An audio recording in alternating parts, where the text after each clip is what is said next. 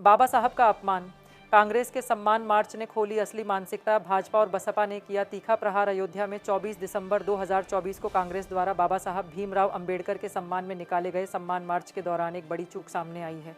कांग्रेस के जिलाध्यक्ष अखिलेश यादव के नेतृत्व में साहिबगंज से रीडगंज तक निकाले गए इस मार्च के दौरान बाबा साहब के चित्र वाले बैनर को नीचे गिरा दिया गया और उस पर पैर रखकर मांग पत्र सौंपा गया। ये घटना अब सोशल मीडिया पर वायरल हो गई है, जिसके बाद भाजपा और बसपा नेताओं ने तीखी प्रतिक्रिया व्यक्त की है। भाजपा के अयोध्या नगर विधायक वेद प्रकाश गुप्ता ने इस घटना पर कड़ी आपत्ति जताई और इसे कांग्रेस का ढोंग करार दिया। उन्होंने कहा कि कांग्रेस ने कभी भी बाबा साहब को सच्चा सम्मान नहीं दिया। उनका मानना था कि यह घटना कांग्रेस के असली रवैये को उजागर करती है। बसपा प्रदेश अध्यक्ष विश्वनाथ पाल ने भी इस अपमान पर कड़ी नाराजगी जताई। उन्होंने इसे कांग्रेस का एक नाटक बताया और मांग की कि बाबा साहब का अपमान करने वाले लोगों पर सख्त कार्रवाई की जाए। कांग्रेस के जिलाध्यक्ष और अन्य पदाधिकारियों से इस मामले पर प्रतिक्रिया लेने की कोशिश की गई, लेकिन उन्होंने इस पर कोई बयान देने से मना कर दिया। कि इस चैनल के माध्यम से जो न्यूज़ आप लोग दिखाते हैं उसके माध्यम ने देखा है कि ये कांग्रेस के लोग सम्मान मार्च से निकाले थे बाबा साहब पार्क के, और रीडगंज में शायद उन्होंने ज्ञापन सौंपा था।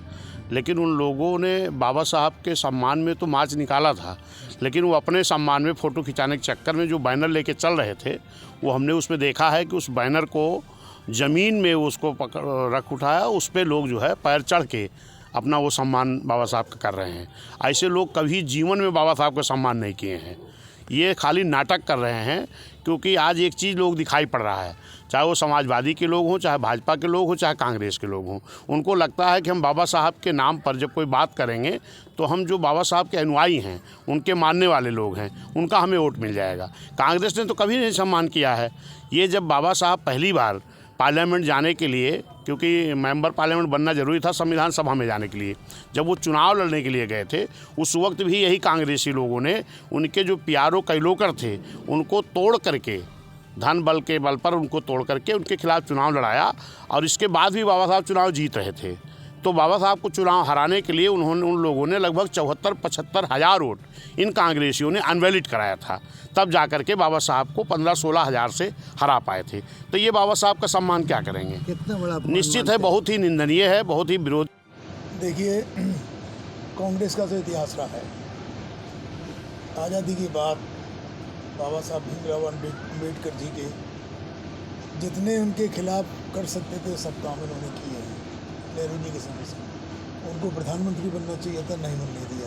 उन्होंने चुनाव लड़ा, उसके खिलाफ कांग्रेस ने अपना उम्मीदवार खड़ा किया। उन्होंने संविधान में बदलाव किया। संविधान लागू होने के 3 साल के अंदर ही कांग्रेस ने पहला बदलाव संविधान में किया। तो कांग्रेस तो हमेशा ही संविधान को रोकती रही है, और 1975 में इमरजेंसी लगाकर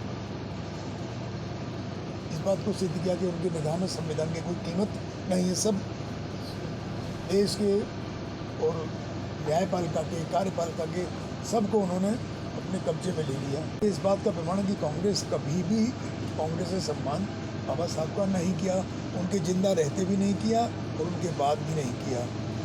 माननीय प्रधानमंत्री नरेंद्र मोदी जी हैं, जो ये देश के प्रधानमंत्री बनने के बाद में उन्होंने संविधान को सर से लगाया। वो सर से लगाया, वास्तविक रूप में सर से लगाया, दिखाने के लिए नहीं, नाटक नहीं था।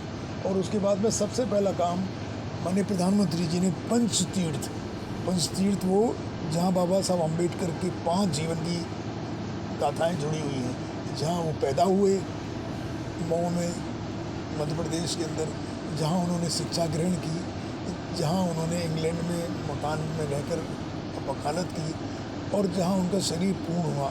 ऐसे सभी 5 तीर्थों को विकसित करने का काम प्रधानमंत्री ने किया, मोदी जी ने किया। कांग्रेस ने क्या किया?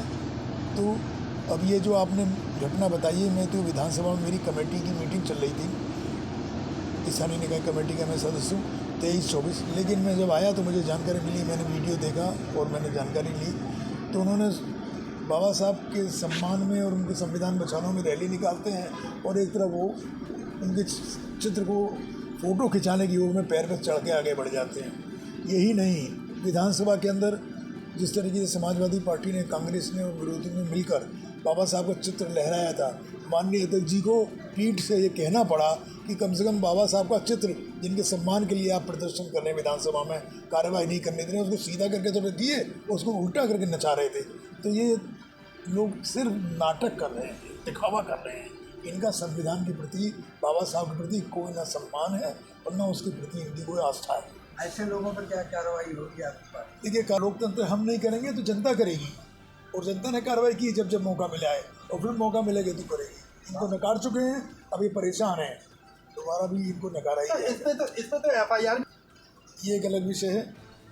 मोदी जी ने, हमारी सरकार ने, भाजपा ने, माननीय योगी जी ने कभी दुर्भावनावश या ईर्ष्यावश या किसी वजह से कोई ऐसी कार्रवाई नहीं की जिससे ये लगे। तो हम लोग ये जनता के ऊपर छोड़ते हैं, जनता के दरबार में।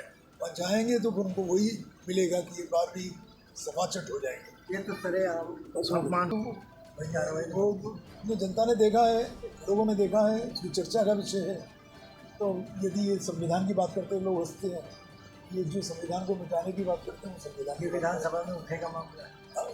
अब नहीं, अब ये मैं नहीं कह सकता, मेरे पास वो मानेगा तो देखेंगे। लेकिन विधानसभा में तो माननीय अध्यक्ष जी ने पीठ से कहा ही था, जब विधानसभा भी सत्र जो खत्म हुआ है, आखिरी दिन ये लोग विरोध कर रहे थे, सब विरोधी, और उनका चित्र लहरा रहे थे। तो कुछ लोग उन्होंने देखा नहीं, वो उल्टा चित्र लहरा रहे थे। तो माननीय अध्यक्ष जी ने कहा कि अरे भाई इसको सीधा तो कर लीजिए, इतना तो सम्मान करिए बाबा साहब का।